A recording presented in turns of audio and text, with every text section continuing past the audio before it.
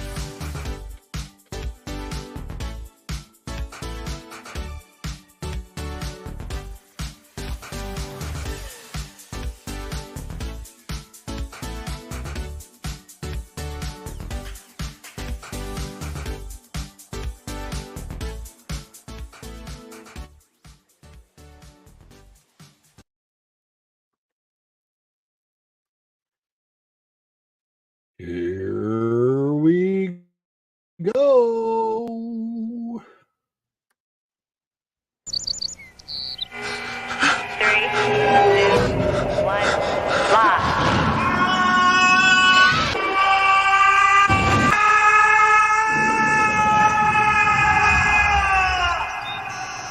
Cool.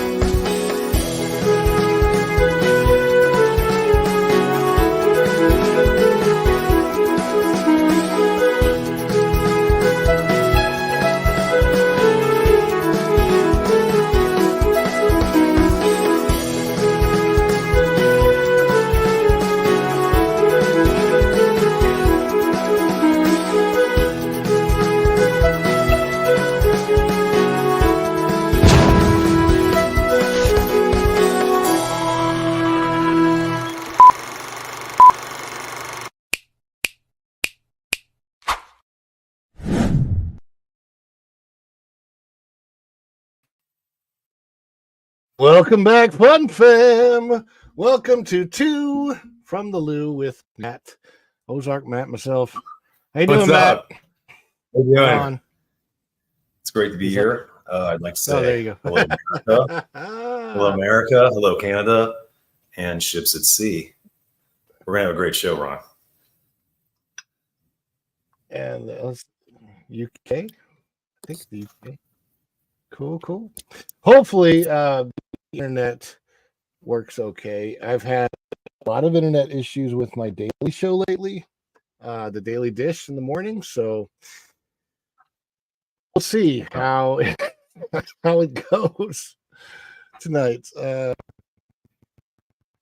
It's predicted my Wi-Fi modem and router just before the show to make sure that it was at least refreshed. And I thought maybe that will help at least somewhat, especially with Debbie having come in and ravaged us here in Orlando. Not nearly as much as the coast, but here we are. How's the weather been in St. Louis? hot, extremely hot. It is it's cooled off. It was near 100 for the last few days, and it's 81 degrees. It cooled off. So next few days will be mild. It's not bad. I don't know. Unseasonably, it should be really hot. It should be 100 degrees right now. Here. Yeah, St. Louis is one of those towns that gets really hot in the summertime, really cold in the winter. I remember, was it 82? I can't remember. 82, I know, was the year of the big blizzard. But there was also unseasonably cold temperatures. We literally had wind chills of -40. Either that year or one of those years when I was growing up. It was super, super cold.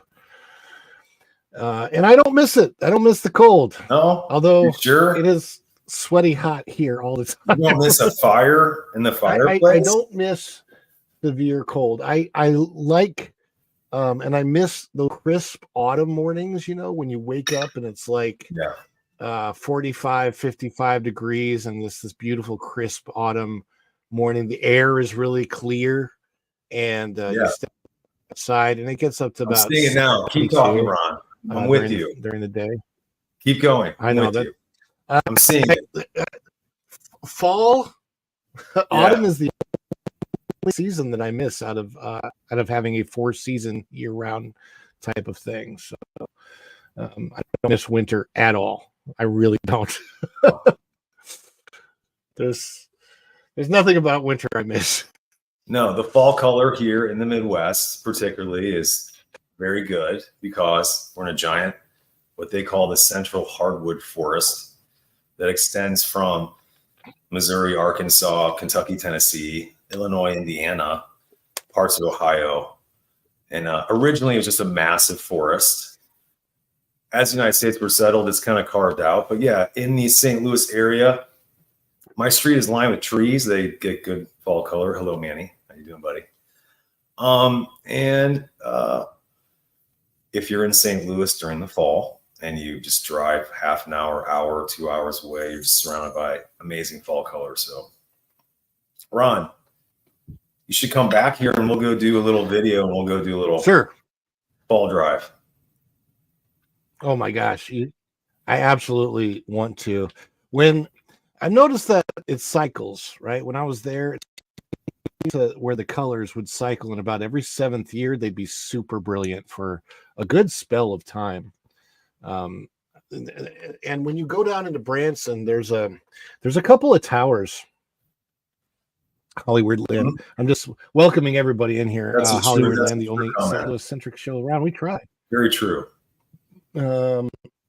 Yeah, I was thinking, if we build an audience for this thing, we could have. I think we are. Have guests like John Hamm. John. But we could have guests like John Hamm. Why not? Yeah. And, who else? He grew up a few miles away from where we grew up. Right. John Hamm, Kevin Klein.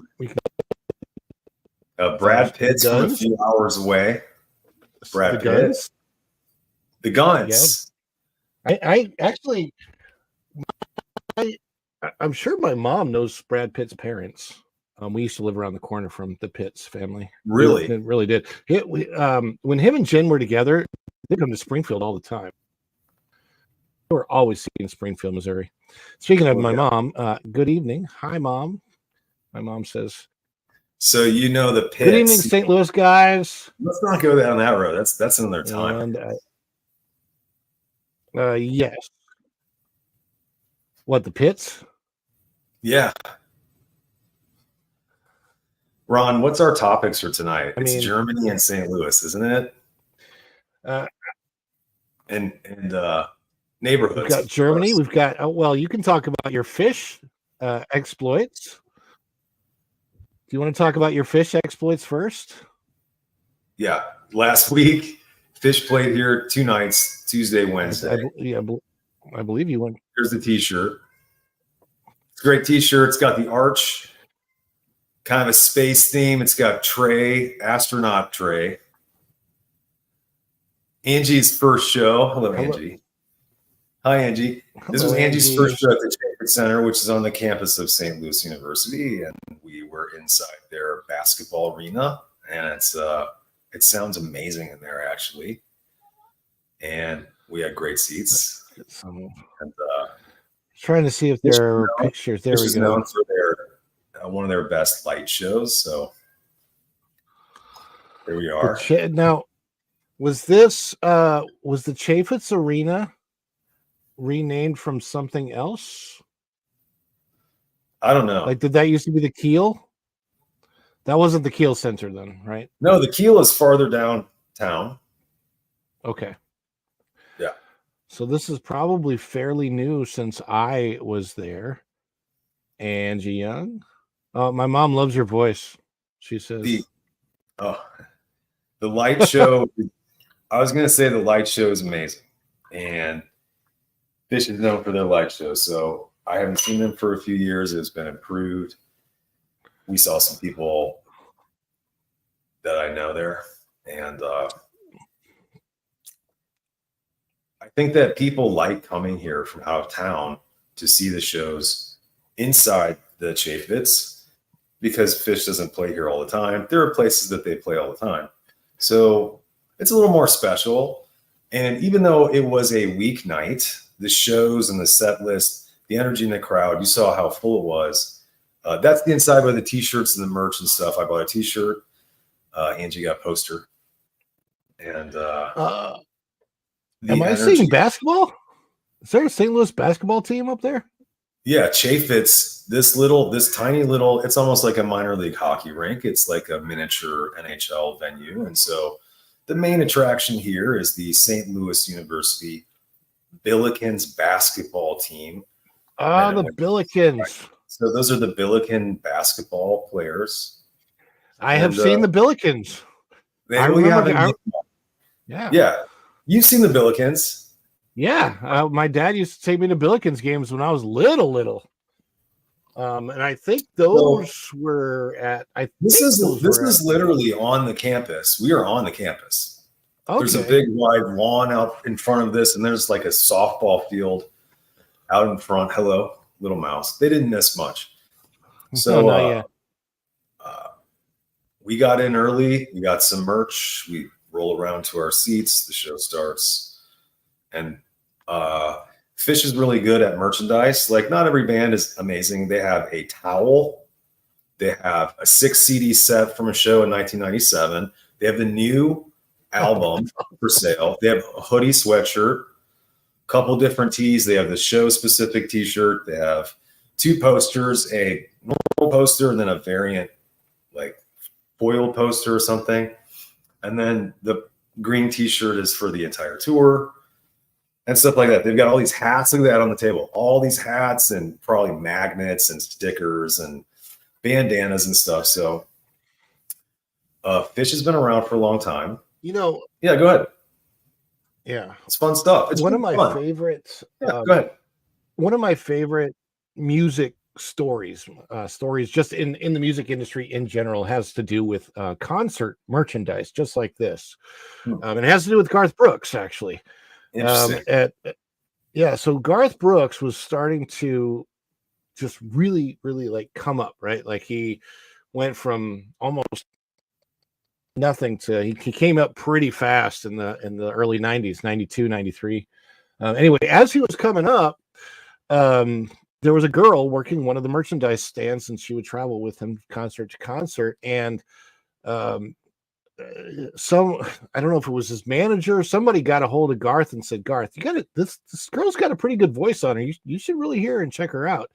And they were introduced while she was working at one of these venues at his concert, probably, before the crowd came in or whatever.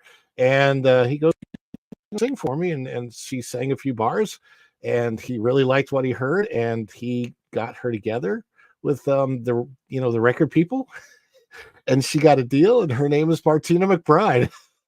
Oh yeah, you told me that. A lot of people don't. What's that? You told me that. Yeah, Martina McBride got her start amazingly, just as somebody who sold this exact kind of merchandise for Garth Brooks. I just find that story amazing because at that It's point a in great time, story. yeah.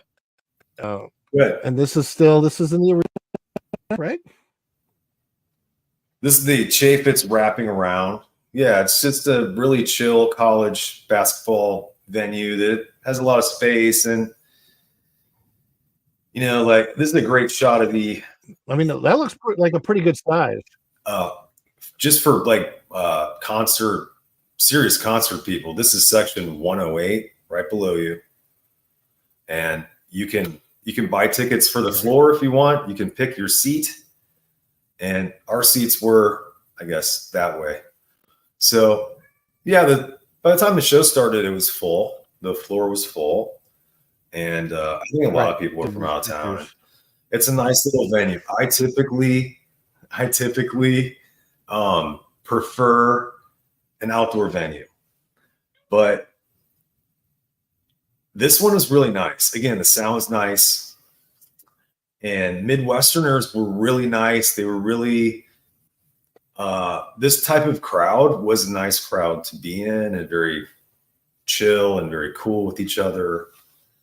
And not every venue is like that around the United States. And so it was a special night. It was a special night. You see in this photo, people on the floor, and on the opposite end of the stage, that's where the soundboard is, where they control the sound and dial that in for the venue.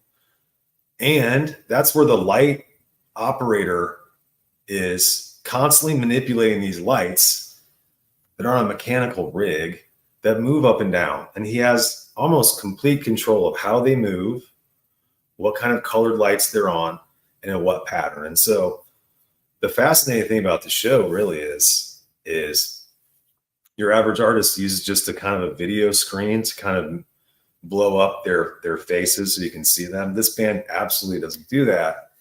It's all about the show. And so the visual light artist, they call CK5, every song has a different visual feel. This is the Bevo Mill, but we don't have to go there. That's a great shot. We'll get to that in a minute. So the show is great. I think that wraps up the show. I had a great time. I hope they come back at the very end, the second show. The frontman for Phish, Trey, he did this big thing with his guitar.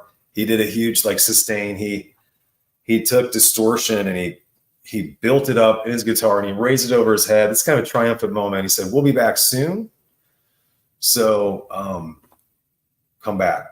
They'll come back. You guys should come back, everyone. So see me there. You'll see me there. Very, very cool. Now that was 2, I want to say 2 weeks ago. Is that correct? So 2 or 3 weeks ago. What? The Phish concert. It was on it was just last week. It was last week. Oh, it was last night. Tuesday, Wednesday. Okay. Cool. The only outdoor venue that I can think of. Well, there's 2. Riverport Amphitheater. Is Riverport still there? What is that called now? It's called Hollywood Casino Amphitheater. I will say this about St. Louis. Let me just make a comment about St. Louis. St. Louis doesn't get the cred that it deserves in many ways. I have been in all over the United States. Part of my job is to travel the United States as an outdoor photographer, wilderness guide. I just love travel. I've never stopped traveling the United States. You'll get to these resort towns where people think it's paradise. But guess what? It barely has anything at all. It doesn't even really have a mall. It doesn't have a huge movie theater. It doesn't have a St. Louis Symphony Orchestra. It doesn't have a free zoo, a free museum, a free history museum. It doesn't have concert venues. It doesn't have major acts like Phish or Dead and Company or Garth Brooks or take your pick constantly in this town. This is, you know this, Ron. This town is alive with entertainment, music, and energy of all kinds. You know this, whether it's like stand-up comedians, musicians, actors doing their thing, right? We have the Muni in Forest Park. That's a big deal. When's the last time you've been to the Muni, Ron? Oh, dear Lord. It would have to Right? be the I mean, that's your early thing. 90s at Really? least. Yeah, I mean, Well, I moved out of St. Louis. I spent the first 21 years of my life living in St. Louis. yeah. I moved out of St. Louis in 1993. Yes, three. I was 21 years old and moved down to Branson, Missouri, Nixa, Missouri. Actually, well, it was weird. Wow. I lived in Branson for like a month and then up to Nixa. It was a weird period of my life. You know, you're young, you move a lot. So and I worked at Silver Dollar City. I was in the saloon show down there. But you're absolutely right about St. Louis not getting the credit that it should for being the cultural Doesn't. city that it is. Right. Obviously, you know, when we'll talk about this on other shows, movies have been filmed there. There's tons of celebrities and stars of all ranges that have come out of St. Louis because the town is filled with culture as far as the never ending. There's always the ability to go see a play somewhere, a musical somewhere, musical theater. There's the repertory theater. You got the Muni Theater. You've got all a sports lovers sports town. Hockey teams, a hockey team that's been around forever, baseball team that's been here since the 1920s. I think the St. Louis and they've won. How many World Series has St. Louis won? I mean, it's like 20 or something. It's like 20, easy. It's a huge number. We have so this many is a funny thing. Oh, you know what? Ron? Let me say this. And just one last thing. Go ahead. Affordability in living. The affordability of the Midwest is unmatched. The South, the East Coast, West Coast, and Intermountain West, they're all very expensive. And so, I mean, my neighbor gets their grass cut for $25 each time, and they do it perfectly. And you know, I hear about expenses in other cities and rents and all this stuff, and I just am like, I feel fortunate. No, the rents here in Florida have gone crazy. My first rent in Nixa, Missouri, okay, when I was 1993, I think I paid $375 a month for a 2-bedroom brand new apartment at the time. Yeah. And it was nice. They were freshly built. I don't know if anybody else had even lived in my unit before I got there. It was, you know, it was about a 40-minute drive for me to go to work down at Silver Dollar City because I went down the back way.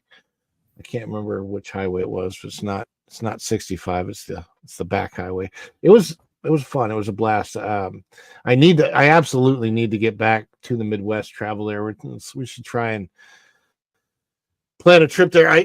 I would say I'll try to be next summer because I don't like traveling in the summer. But if we can get down there in the later part of the fall, right when the Christmas lights start to go up everywhere, that's the time, man. Well, that's where the neighborhood that I live in, the Candy Cane Lane behind Ted Cruz, is this neighborhood that they line the entire neighborhood with lights, and then they let people drive through it. And it's just this big thing that people from all over the city kind of flood into my area around Francis Park, and they've nicknamed it Candy Cane Lane. Now for Halloween, where they have all these blow-ups and stuff like that. That'll be an episode where I just I walk around and take photos of Halloween decorations around South St. Louis. That's what I'll do. It's mainly blow-ups and stuff, but no, you should come anytime. Do they still on the Illinois side? Do they still have the Our Lady of the Snows shrine? Yes. They also have. Do they still do their Christmas lights? Yeah, they do Christmas lights there. Eckert's, remember that? Where you pick apples in the fall and you go drink cider. All right, St. Louis thing. My rent. I'm just going to do the rent. You did your rent. Central West End, 1999. Front apartment, utilities paid with the apartment, $420. Dang, holy mackerel. That neighborhood's like living in Manhattan or London, kind of. And it's probably now $1,000, probably $1,200. I think there's a thing called the U City Loop. Am I Yeah. remembering that correctly? Oh, totally. Okay, like a little square. I used to street perform there. I used to juggling and magic when I was like 16 there Oh, is in that far? West. Yeah, and there in Westport Plaza. Man, I had so many good times.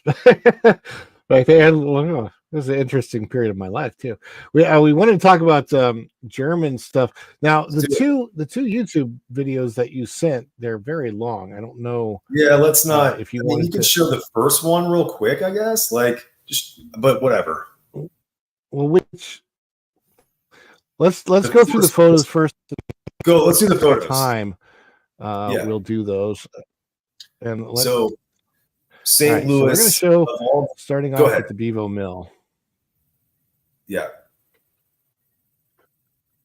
Oh, it's your photo. What is the next photo? Let me see what's the next one. Is it more Bevo?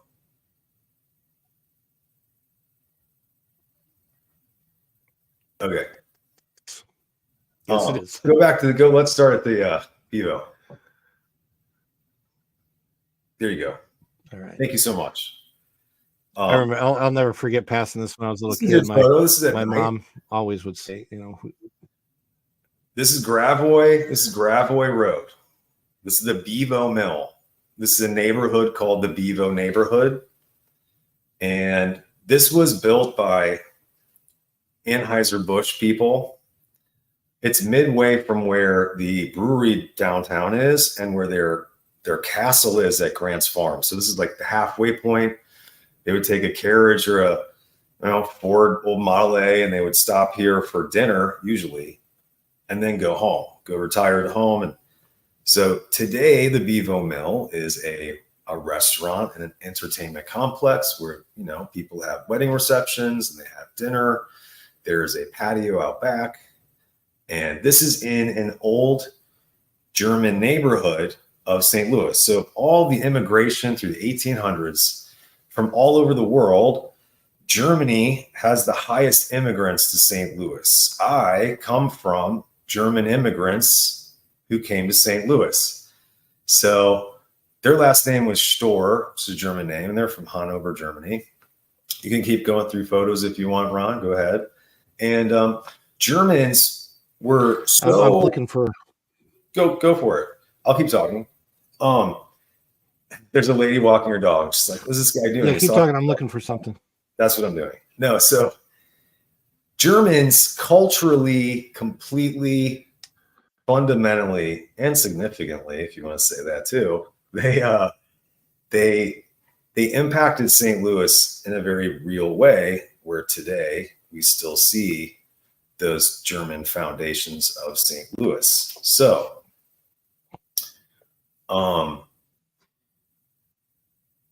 one of the things culturally that Germans would do is they would gather together in a thing called a beer garten. And what you're seeing here is a St. Louis beer garten from Schneider's Brewery. And so this particular beer garden is attributed to the origins of our St. Louis Symphony Orchestra, where in a beer garden, people would come, they would drink beer, they would have refreshments, eat. They would need entertainment of all sorts. There would be kind of like oompa bands with tubas and brass bands and stuff, but also very much more organized orchestras that would play in a beer garden. So what you're seeing here is Schneider's Beer Garden from the 1800s. Most likely those people sitting there speak German or are from Germany or some area associated with Germany. So you can just move on. Thank you, sir. That's a beer garden of the 1800s. You can see tables around. I believe in the center of this photo is a bandstand, is what you're seeing. So when this beer garden would normally be open, it would be populated with people at tables being waited on by servers. And in the middle would be perhaps a simple band on maybe a weeknight, and on a weekend, a bigger, more sophisticated. Oh my God, look. Kathleen says this is true. When I speak to people outside of the Midwest, it sounds like they hemorrhage money just doing the most basic thing, but we'll just move on. I do appreciate that. Appreciate that comment. So you can just keep going. There's a beer Well, garden. no, There's German. I wanted to comment on this. This reminds me of they would set these exact type stages up during Straussenfest. Yes. When Straussenfest was a thing, and I don't know when that ended, but that was a huge staple of my childhood. I mean, one of the happiest memories I have is parking on the street. Our car would face the building that had Lucky Lindy on it, Lindy Squared. Remember that mural of Charles Lindbergh? Yeah. Okay, so, and Matt can maybe explain this more, but there was a building, I don't remember which building it was, but there was a big giant mural of Charles Lindbergh. But when you came close to the mural, it was all painted with almost like what we would call pixels. They were like 1 foot by 1 foot square pixels, where one would be black, one would be gray. And it was called Lindy Squared. It was the coolest mural, and of course it's not there now anymore. But we'd park there. I would see that. We'd go and walk across the park. One of these bandstands would be set up, and you'd have the dancers. What do you call the German dancers in their? I don't know. In their lederhosen. Yeah. Lederhosen. That's what I was trying to think of. There's yes. way more And photos. There's way more photos. So let's just go. We got to do this. All right. Hold on a second. Let me get to the. Hold on. These ended up on their own in a different box than the others. There's 3 neighborhoods that I visited today. Which I went photo? to Francis Park. You can just rip them open and just let's look what you got. I don't know. Oh, okay. Like, Francis Let's go Park. the other way on your Phish photos, because I have these were the ones during the concert. Yeah, that's the concert. And then we'll go into this ones that you took today. All right. So there I knew we had some of the crowd. Yeah, that's a good that is. We were talking about Phish, and those are excellent. Those are excellent examples of the crowd and the light show, how the lights can be manipulated in any really way, any color, any direction. They can be a shape. It's just incredible. If you have a kid, there we go. Let's start there. All right. If you have a kid if you have a kid that is creative in a different way, there are jobs out there that for them to do like this. So yeah, you got the right photo. Let's go there, I guess.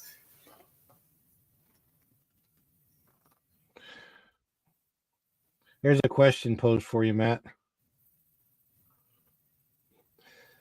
Right. Okay, let's pause right here. Schneidhorst restaurant? Yeah. Schneidhorst is in St. Louis County off Lindbergh Boulevard, in Town and Country. And it's awesome.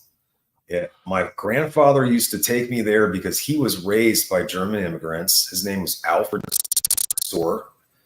And he loved this thing called Sauerbraten, which is a marinated meat, a German dish where they marinate it in wine and stuff for over a day. It's very tender. So when I was a kid, my grandfather would say, let's go to Schneidhorst restaurant. Right now it's been renovated. They have a beer garden on top, outside.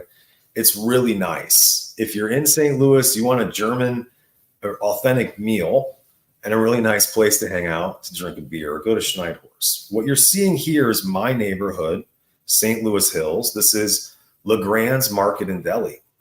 Further down the sidewalk, that is the Firehouse number 31. You can see 3 firemen hanging out, hosing off the sidewalk. This is this morning, and this shows you the architectural detail. Okay, go back for me, Ron, just real quick. Thanks. Okay. You can see how where we live, the brickwork and the Midwest architectural style is kind of unique to just a few cities like Kansas City, St. Louis, maybe parts of Chicago, where this is just half a block for me. This is my local deli. It's brick, but also you see this architectural ceramic tile that kind of runs along the top. Go ahead, Ron. You can go ahead, let her rip for the next one. Thank you. This was my morning. I walked out my home and I just walked down a few blocks. This is Francis Park. The church In the background is St. Gabriel's Church. This park is arranged in a traditional rectangle, and on every corner, there are 3 churches on every corner and a school. So go ahead, Ron. Thank you, sir. That's so cool. This park is amazing. People love it. Yeah, she should come. That is a native wildflower. I forgot to look it up. Let's just keep going. There's a lot of photos. That's a native wildflower. It's really pretty. This is where I go for a run. I run past this reflection pool, as this woman is doing today. This reflection pool has a statue at the end of the namesake Francis. He was the mayor of St. Louis and the governor of Missouri. They do a lot of work on this pool pond thing. It's got lily pads. Go ahead. Thank you, sir. Those are bald cypress trees. Bald cypress trees aligned down this reflection pool in the middle of Francis Park in St. Louis, South St. Louis. And bald cypress trees are water-loving trees that can grow and live in saturated soil. Go ahead. Thank you. This is a sculptural detail of the park.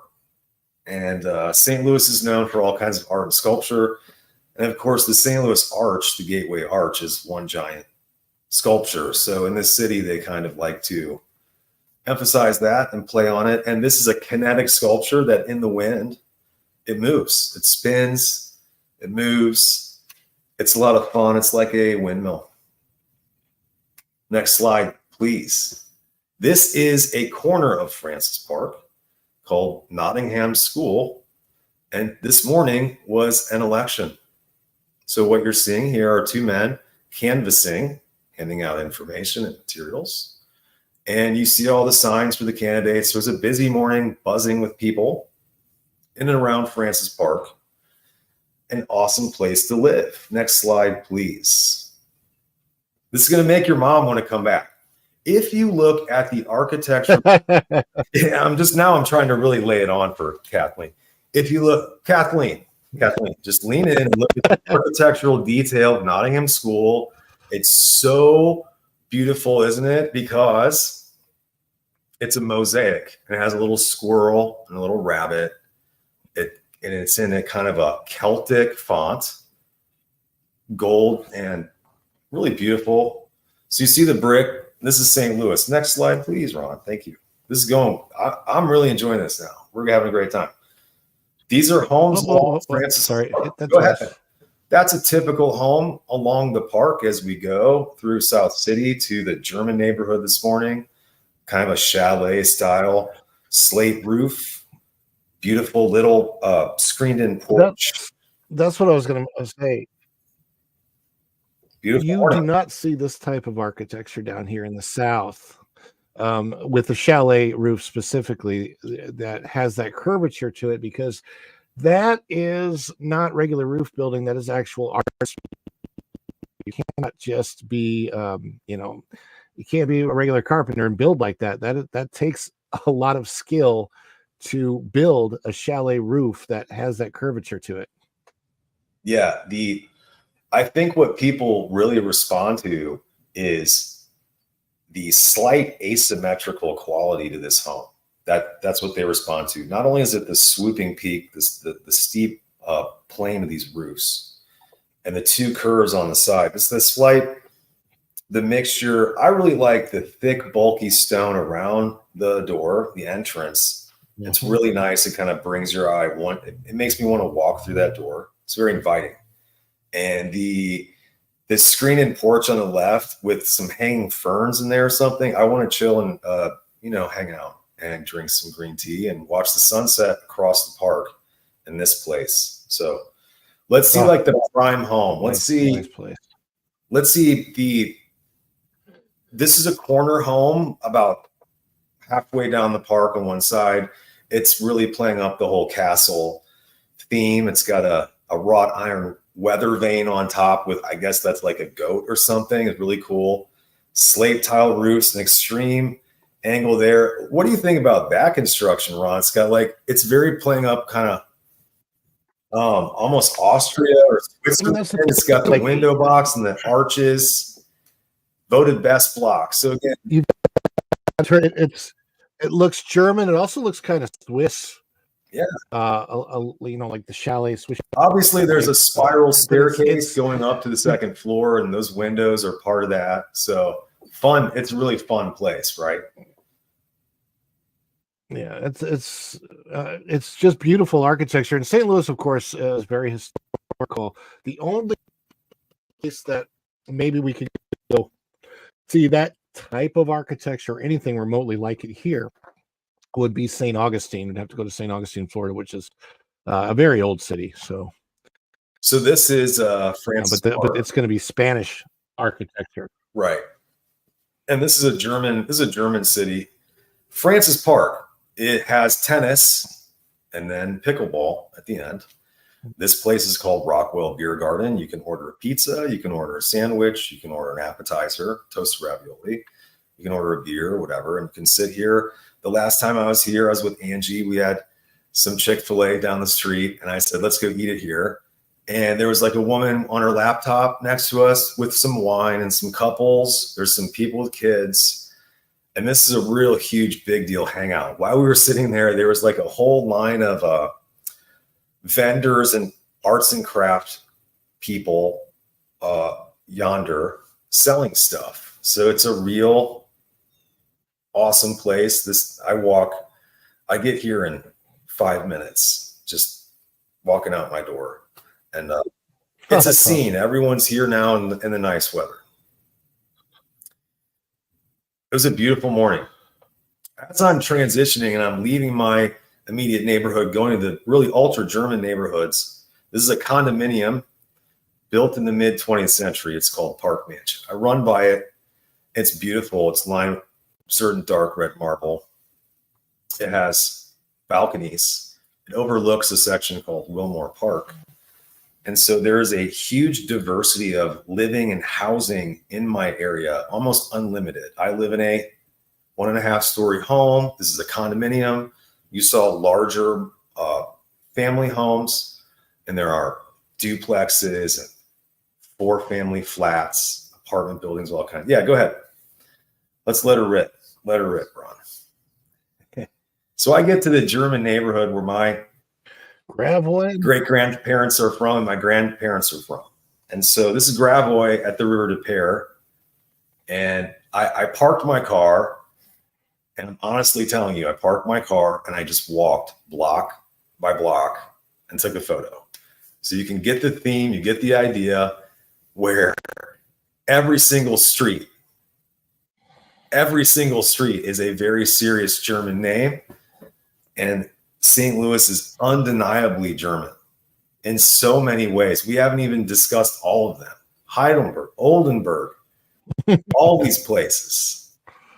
My family's from Hanover. There's a Hanover Avenue. That's where my family's from. I don't know the history about that. I want to know more. And so I'm proud to be an American. Alemania. Alemania is a reference to Germany. And I don't know about you, Ron, but I'm having Alemania right now. So, okay. In this part of the city, remind right. The reason why I took this sign is a lot of the history and culture of this type is preserved in St. Louis. There's old stuff everywhere. If you like old stuff, if you like Antiques Roadshow and stuff like that, you'd like St. Louis South City. Like this sign is a neon sign. It's been there forever. And so electric sewer service. Ron, what is that? What's interesting to me about the sign is that it's still in. It's not in disrepair. It's not rusty to the degree that you might think it would be, because that sign has got to be at least 50 years old, if not more. I think it's I think it's like 70. Yeah, that would make more sense. It's so crazy. This is a lot of fun. Wait. Oh, yeah. So, okay, this is You saw Different the view Bevo of the Mill Bevo Mill. at night. You saw the Bevo Mill at night. America, Canada, ships at sea. I invite you to check out Bevo Mill as it looms over the city. This is a great shot just from my car at a stoplight this morning. Normally, the Bevo Mill moves, spins at a pretty decent rate, but they have it on during business hours, and this was early.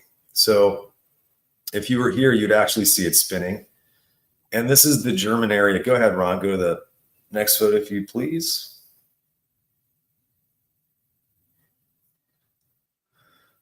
That's just a better shot of it, of the windmill. Everyone's really into it. It's a landmark. They have great food. I just continued with the German streets don't stop. I could have kept going, but you get the idea. And Ron, I don't know the last time you've had a broiled steak, but I'm thinking a broiled steak. Broiled steaks. I wouldn't know. We're from St. Louis. That doesn't make sense. But I like it. That's your signage. There's your signage, Ron. That's a neon sign. You get the brickwork. Lemons? The lemons have to be family, right? Because that's not the lemon isn't spelled like lemon. It's spelled like a family name. The architecture there evokes almost a church-like architecture. I'm feeling something. And we're in Missouri. We're Route 66. This stuff is everywhere. So I went back to my car and I said, "Hey, America, there you go." That's a Ford Thunderbird. Thunderbird. I'm guessing. From what year? That has to be from the late 60s. Look at the white wall Illinois tires on that thing. White wall tires and Illinois plates. We might not even want to show this car anymore. It might not be. Who knows what this car has going on with it? I don't know, but I don't know. I want to know more. Who knows the history of that car? Carondelet. We love Carondelet. My German relatives, my great-grandfather, my great-grandparents, and my grandfather, they lived directly across from Carondelet Park. It's a really nice park. It's a slightly different feel. It's just a little farther away. And Kathleen, I'm here to alleviate those feelings. And she is a saint. You're a saint to me, Kathleen. You're my saint, Saint Kathy. So we lit a candle to Saint Anne, Saint Kevin's, Saint Cloud. I want you to know, Kathleen, that we lit 2 candles last week to Saint Teresa Lisette of the Little Flower at St. Gabriel's. It was a nice little moment. We lit a candle for a saint. It's a very St. Louis thing to do. Might as well throw that in there. Carondelet Park is old. It's 1875, right after the Civil War. Go ahead, Ron. Oh, yeah. I was just going to say that we'll do the hill again. We'll do the hill for an entire episode. We'll do the hill. Go ahead. Oh yeah, of course. Yeah, we got to do that. So my mom said she was born in St. John's. So she was born in St. John's Mercy Medical Center. I'm sure that is that hospital still there. St. John. It used to be called St. John's Mercy. Yeah, it's huge. My sister is a pediatrician. She goes there all the time to look at babies. Well, guess where I was born. Well, I was also born in St. John's Mercy Medical Center. My mom and I were born in the same hospital. Let's get all St. Louis on everybody. I was born at St. Anthony's, Ron. Oh, wow. Not far from each other. Not far. Where'd you go to high school, Ron? Where'd you go? Parkway Central. That's the question. Where did you go to high school? Pittsburgh. Yeah, nice. Kind of close. Anyway, Carondelet Park is old. 1875. Sounds like a good year, I guess. Reconstruction is kind of going in the South. Ulysses S. Grant is the president at the time. Here's a typical home across from Carondelet Park. It has a nice iron gate and a little kind of like driveway thing that's different. The slate roof, the thick, rough stone arch that accommodates the front door, 2-story home. Lots going on here. Very well manicured and taken care of. And so, beautiful morning again. I love, this is my thing. I love high pitched roofs like that. I absolutely. It rains a lot. The reason is it rains a lot here. This is a perfect shot of Carondelet Park right across from the home that we saw. I parked. I took a shot of that home. There's Carondelet Park. Beautiful summer morning. So I think we've got South County covered between the three of us, guys. Definitely between us. There's Carondelet Park, and then here's some homes, typical homes that line the park, and you see that that one on the right is very interesting. It has a large fireplace in the front and a lot of decorative stonework to kind of accommodate that. Very Germanish. And kind of a 1.5 story, really. Those are all bungalows on the left. And if you look at the next photo, I think how old are the these reason why I homes, took this photo. Good question. What? I would think that these are 30s to 40s. So you're looking at 80 to 90-year-old houses that are in what look like nearly pristine condition. They're in pristine condition. That's an excellent point, Ron. They're very well maintained. This particular pond in Carondelet Park and that really awesome, those two places to go hang out next to the water, that's directly across from those homes, again, that you saw. So I just took those photos, walked across. That's this pond. I think this pond has a name, and it definitely has an area to two little kind of gazebos, if you will, and a pavilion, I guess, with some seating and some picnic tables under the pavilion so you can have your lunch and look out. And this is probably one of the older parks in St. Louis. And I'm sure back in the day, Ron, when people didn't have air conditioning and we hear these stories of people went and slept in the park, like that was a park they slept in. This particular shot is a good example of these homeowners have decided that they don't want to have a traditional grass front lawn, that they've planted native wildflowers, and they've allowed the prairie just to kind of take over. So you see purple cone flowers in the front and tick seed corealis in the back. And really, Missouri is a mix of a very dense hardwood forest and rolling hills, and then a wide sweeping prairie that typically should be really dense with vegetation about 8 to 10 feet high. That prairie is now removed and now gone, but it's such a nice area. It's such an amazing place. And I find that, so this house, do you want to know how much this house would be? This house probably. Sure. Because it's on the park, $300,000, no more than $350,000. I don't see it more than that. And it has a backyard. It has a It has a basement. And you know what? All these homes are really 3 stories in the sense that they have 2 stories or 1.5 stories. Like my home here, but I have a basement, and it's like the whole size of my foundation. So there we have it. And it was a great morning. If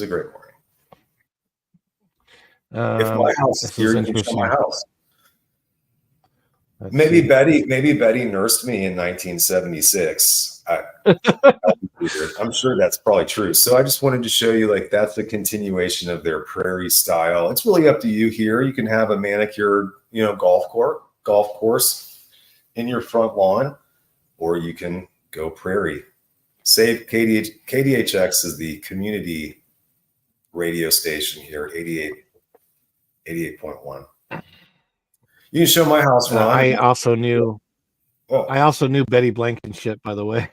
Really? My mom and dad would go over to her and her husband Joe's house, and they would play board games. We would have board game night. I was like, I don't know, maybe 3 or 4. I remember it happening. I have oddly, I have really profound memories from my very, very early youth that I probably shouldn't have. I was way too young to still have these memories from like age 2 and 3 and 4 and 5. It's pretty weird, actually. It's just when I see stuff like this, I remember it like it was yesterday. I like, it's almost photographic. In Southern California, people would. Yeah, go I'm ahead. just reading this. In Southern California, people would pay for the history of those brick houses, then knock them down and put up a monstrosity. That's sad. Why is That's that? really sad. Why would but Ron, let's explore this for one sec. Help me here. Why would they do that? Yeah. And why do St. Louis people not do that? Why do Midwesterners not do that? Maybe it's just our belief in tradition or roots or family. I don't know what it would be. And we're happy with what we have. I think that's all that. It's true. And you know what? We're kind of like content with what we have. We don't want to mess with things because we're like, look, I'm not going to be around forever. This is a nice house. It's 80 years old. Why would I knock this down and just like design this for just, me? I'm only here for a short time. And then people really put a lot of work in these homes. And so I just think that this show's about St. Louis. This show's about Midwest. It's important for people to understand the perspective. It's funny. I know Goen Shogi's out west. He's closer to Southern California. The Midwest people that go out to Hollywood, they kind of bring their influence out there, and they always come back to St. Louis and honor it. I know they do things there. And they none of them ever deny that they're from St. Louis. They never deny Midwest roots. We're all proud of our Midwest roots. Yeah, that's my house. It was built in 1953. I'm proud of my house. I don't need a fancy house. I don't need a ton of space. I want my house to be functioning and nice and inviting to people, my neighbors and guests. And so I have a little window unit in the top, and it's not perfect, but it's really comfortable. And my house has kind of traditional 50s accents, like the white painted wrought iron pillars on the front of the little overhang. And then the aluminum siding type cover on my front windows and the top window. And I have that around there. I have a ceramic tile roof. I love my fireplace.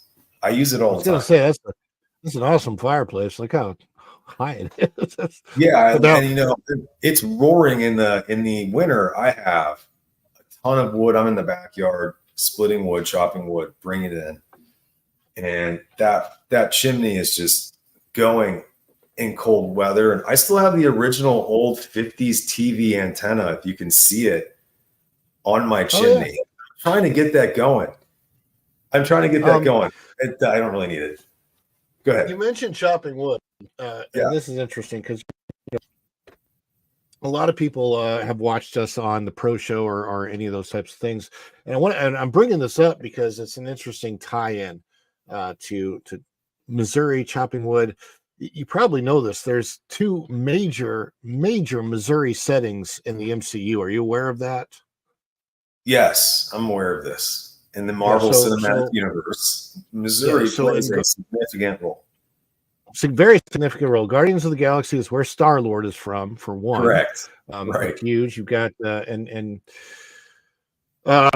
Labadie Stacks actually is what's shown when they're in that first scene in Guardians. It's a Guardians 2, and they're driving through Missouri. This young Kurt Russell, de-aged Kurt Russell, and they drive past what I believe is meant to be Labadie Stacks, which is just an hour or so west of St. Louis. But it's more rural Missouri. But the other place that's in Missouri is the safe house where Hawkeye lives with his family.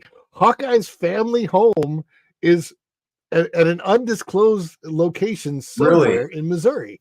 I thought that was like Virginia or something. Really? Yeah, didn't know so did I. I saw it very recently, like that when you look it up and all the MCU stuff, it's supposed to have been in Missouri, which is That's the Ozarks what then. made me, What they're saying is that's yeah, the Ozarks. Yeah.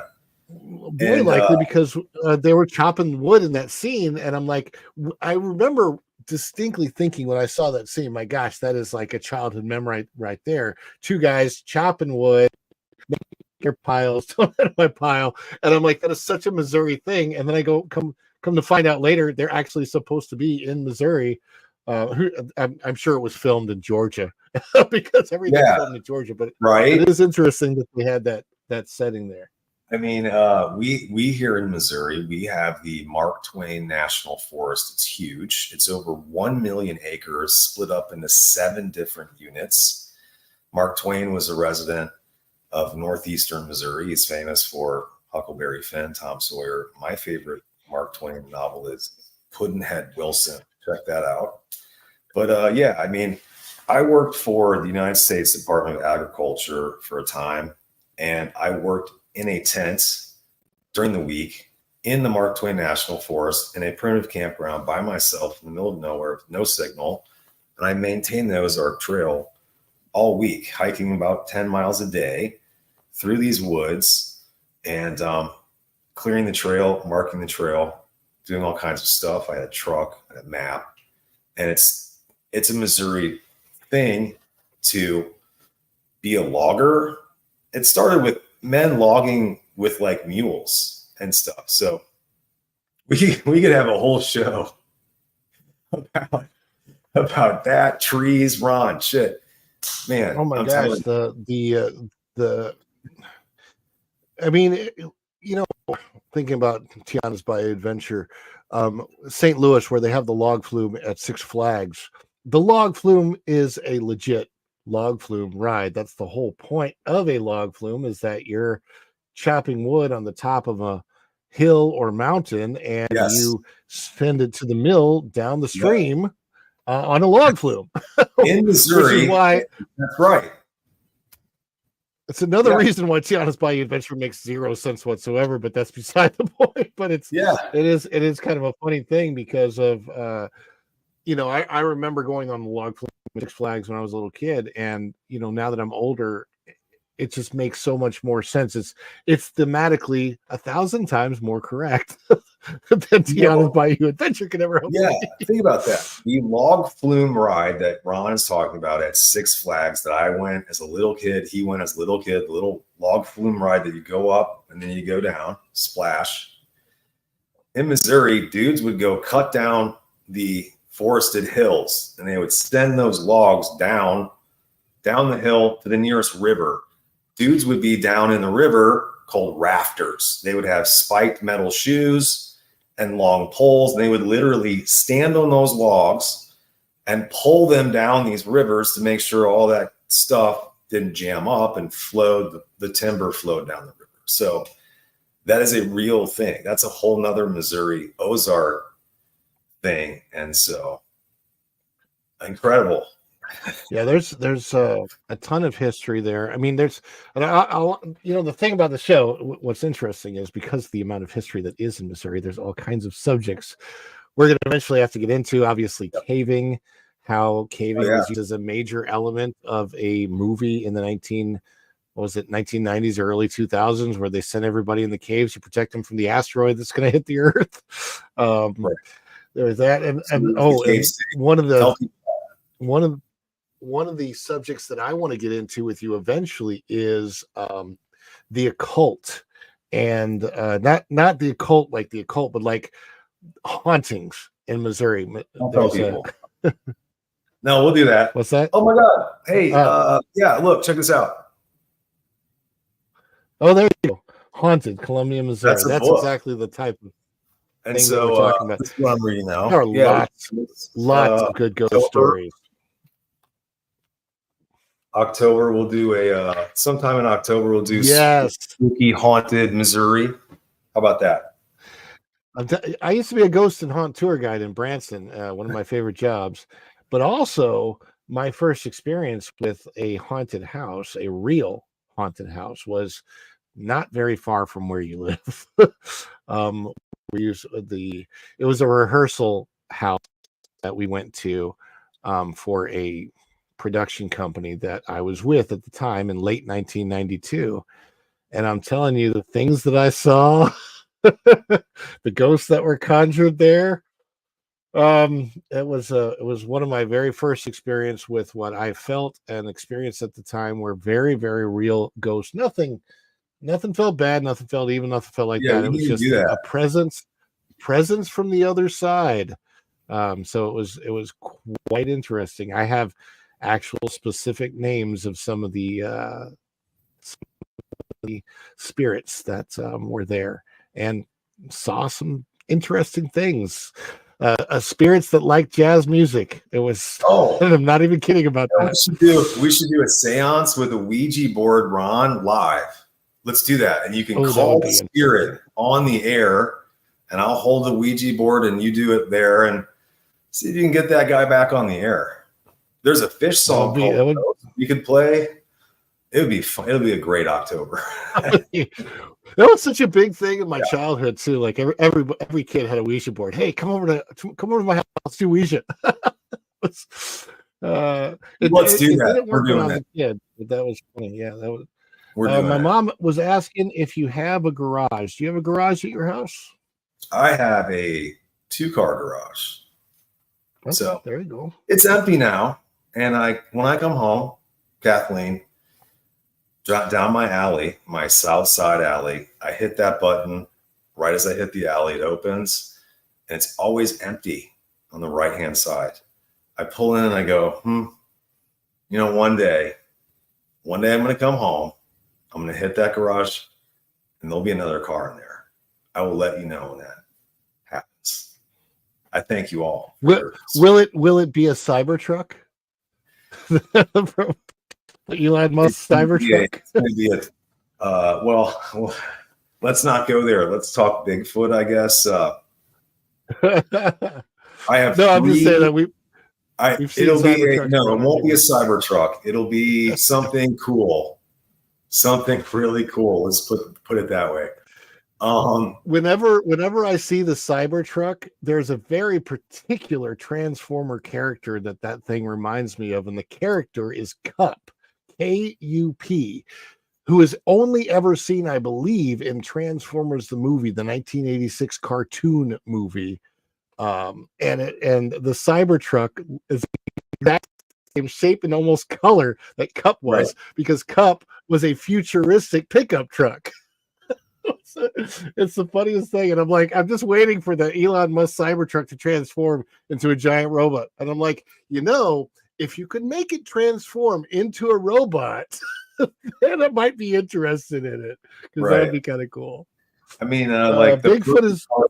Go ahead. I was just reading Go and Shogi's. Bigfoot is my guilty pleasure. Do either of you gentlemen have any eerie stories from the Missouri woods? Oh my gosh, so many.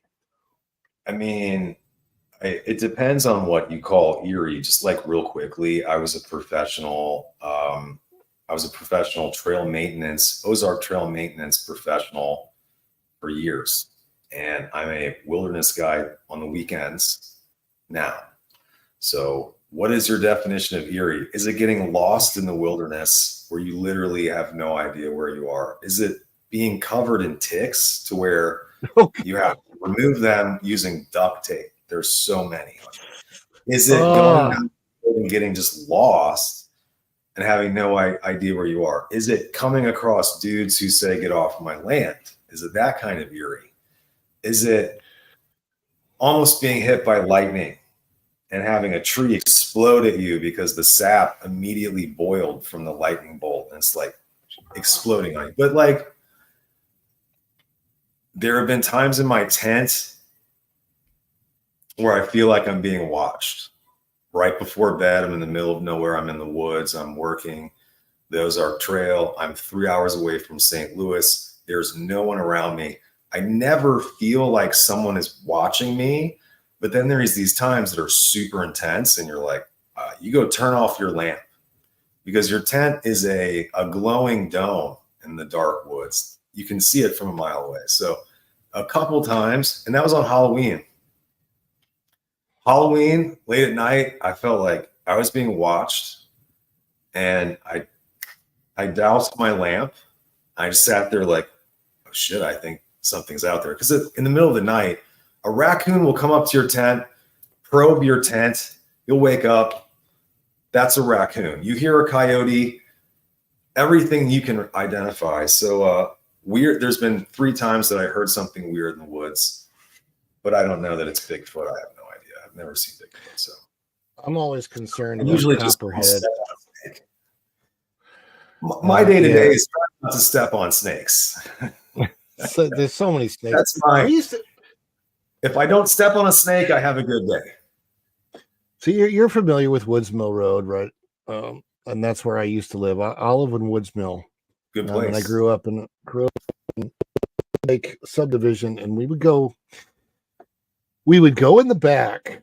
Well, actually, West Hills subdivision, and it was funny because when I moved to Wood Lake, at that point in time, if you knew how to walk it, there was actually a trail in the woods behind where I live in West Hills that walked all the way to the backside of Wood Lake, which was around the corner. So West Hills was off Olive, Wood Lake was all the way around, like I'm talking about 2 miles away on this corner down Woods Mill. But you could walk between the two. I don't know that I ever did. But West Hills, we would go in the trail back there. We had we built tree houses back there. We had forts. We had all kinds of, that's what you did when you were a kid in Missouri. But we were dumb. I mean, I can't tell you the number of times we found a big black snake and we would just grab the thing. Right.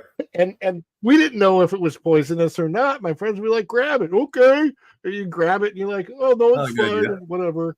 And then you like throw it down and it would run away. But I mean, like, I don't know why we weren't afraid of snakes because they were everywhere, but I guess maybe because they were everywhere, you just had to decide to not be afraid of snakes. Because I mean, they just are, they're everywhere. You get used to them. There's 2 snakes you want to be afraid of. The Osage copperhead, which I saw the other day in the spring, swim right by me. I almost got in that spring because I was hot. It was a really cold freshwater spring going into a river. I almost got in it, and then there was an Osage copperhead swimming by under the water because there's a rainbow trout that went under a vegetation mat. I typically almost step on a timber rattlesnake once a year, and it's in a very thick woods area. It's coiled up. It's usually like on the trail, and I'm like, oh, and those are big fat pit vipers that get huge. So what about water moccasins? Water moccasins or cottonmouth, whatever you call. I typically don't hang out in a lot of water to where I can see them, or there's a canyon called Cathedral Canyon 2 hours away. It's full of snakes and water moccasins that when I walk up a canyon and there's high walls in this Ozark gorge, there are snakes on exposed rock everywhere. It's a snake den. It's a snake den. Jeez. And I was guiding. I'm an Ozark hiking guide. You can visit me at Missouri Ozark Wilderness Guide on Facebook. And I was taking a guy who he's a biologist. He works for the state of Missouri, and his son almost stepped on a water moccasin, and we had to go around it. So there are places that are more snaky here and less. So you just have to know when to avoid them at the right time. So that's our snake portion of the show, which was a weird road to go down, but I'm happy to do it. And there you go.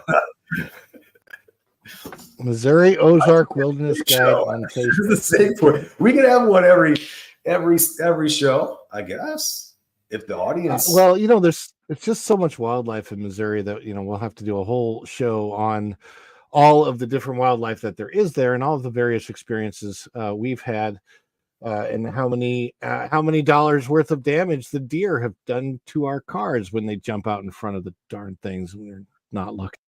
Oh, come on! I love Bambi. You don't like Bambi? Ron? I think it was Bambi's mom. I just remember this one time I'm going down 65 and I'm going the regular speed limit, 60 miles an hour, and literally out of nowhere, the only thing I saw in maybe 1/3 of a second was a flash of the deer and feeling it hit my car, and $4,000 worth of damage in that instant. Somehow I was able to drive the van home. It was a van that I had at the time, but I'm like, I got so mad. I was like, I hope you die, you stupid deer, because it ran off. And Picture this now. What's I that? can see this hitting a deer. I can see this. Oh, and that's not the only time I've hit a deer. That's the only time. I think that's the only time I hit a deer in Missouri. I've also hit birds in Missouri, and I've had another run-in with a deer. Was a weird one because the deer actually sideswiped my car, and I was driving somebody else's car. It didn't really do any damage to it. It was just like a hit and sideswiped and went off. It bounced And off. I'm like, are deer just stupid? Why do they do that? I don't know. I don't know, man. Like, it's been a while since I've had that problem. Really. I don't hit things. He did not derail the show. The show has no rails. A rail, right? No, we just wanted to talk about Phish and Yeah. Germany and the German roots and some snakes, man. We love snakes. We had a great show. We had such a great show with the audience's help, and thanks to Ron, that I think, John Hamm, you can call us anytime. We're ready for you. If you're not available, that's right. Brad. Scott Bakula. Call Ron. I mean, Scott really Bakula's not doing anything right now, is he? Right? Scott, I mean, hey, Quantum Leap, the captain of the Enterprise, call us. Be on the show. You're a St. Louisan. Tom Berenger, you're from Chicago, but you went to school at Mizzou. I saw you at Trader Joe's in Charleston, South Carolina. We had a good moment. Call us. Let's do this. A good guy. We'll get Pitt on the show. He's not doing anything. John Hamm. Well, anyway, let's do that first. James Gunn and Sean Gunn, just call in and we'll have a little photo of your face, and it'll say James Gunn on the phone. 2 minutes. We can do that. We can do that. I might be able to arrange Sean Gunn. I'm only let's do that. Separation. I know. Let's talk about Marvel in Missouri. That'll be the topic. Marvel in Missouri. Oh, that would be. Show me state. Anyway, thank you so much, guys. I don't know if there's anything else. Anything else that you want to leave with, Matt, or let the people know what you're doing, where they can find you, where they can read your books, how they can get a hold of you as a tour guide? Missouri Ozark Wilderness Guide on Facebook. You can contact me there. You can book a hike, kayak, an auto tour, a scenic drive. You can find me on Facebook, Ozark Matt Ankney, where I post my photographs and my latest writing. I have a brand new story coming out this month in a monthly newspaper, Ozark based, that I write for, called The River Hills Traveler. The story is called Here Be Dragons. It's a continuation of a story that I wrote last year called Spooklight on the Devil's Elbow. It takes place in Missouri in 1719. So I studied a bunch of Missouri history, absorbed it, regurgitated it, wrote this story. It's a mystery, and I was inspired by Batman and Robin. So there's a team there, and there's a problem to solve. It's fun. You learn about Missouri history from the perspective of French colonialism. I know you wanted to, right? I mean, you were begging for that. So River Hills Traveler, check it out. Very cool. And of course, I do the Daily Show. I don't do the Daily Show. That's John. New show every day. That's daily. Ron does. Don't miss Daily Show, the Daily Dish on this channel every morning on the weekdays. Right, Ron? Yeah, I need to get to sleep so I can get up and program. You've done this too many times. We need to let you go. Yeah, today. Oh my goodness gracious! And I just finished editing. So the way my process works for a vlog is when I finish all the basic editing and I have sounds that I'm wondering if they're going to be copyrighted on YouTube, I will render from that edit a very low quality version, but with the sound intact, upload it to YouTube, have YouTube check it, make sure it's going to pass all the checks, and then I pull it down and don't publish it. And then I will finish the edit and render it in high quality. So this one's going to be a 4K vlog for Universal Studios, their nighttime spectacular show that they have there, and the preview of Epic Universe that will be coming to Orlando, Florida sometime in the year 2025. Although there's actually been speculation that it might open sooner. I don't think that's going to happen, but we'll see. I'm guessing that early 2025. Have you ever been to Charleston, South Carolina, Ron? I have. I don't want to talk about it, though. Let's not talk about it now. All right? Okay? We'll get back to that. Do you know where Mount Pleasant is? Oh, yeah. Yeah, that's... I've only been there one time, and it was to visit one person, and I don't talk about her anymore. We might be back again in the future. We'll see. Right. Anyway, thank you so much, everybody that has joined us. Manny Uncanny, my wrenches, Izzo's Place, Manny, Angie, Go and Shogi. This was here from the beginning. Little Mouse 27, OCDD 93. Obviously, my mom, Kathleen Fantazzi, my beautiful wife, Virginia Bradley, and Matt for being here. Who else was it? Holly Weird Land. I saw Fairbricks Studio. I'm just trying to see if Angie Young. You probably know her, right? I think so. I might. Angie I might Young, know that yeah. So hopefully you've all enjoyed the show and had a great time. We've had a great time bringing it to you, and we have a lot of new channel members who are featured in the outro now. So as a matter of fact, you know what? I never did play this. Normally, this is something that I reserve for the Daily Dish. However, just to let you know, if there are any supers or anything like that, we will highlight them with this fun celebration. I'm going to do it one time before we leave the show so you get to see our celebration. Too much? Too much? It's a birthday! Oh, this is just the best of my scene.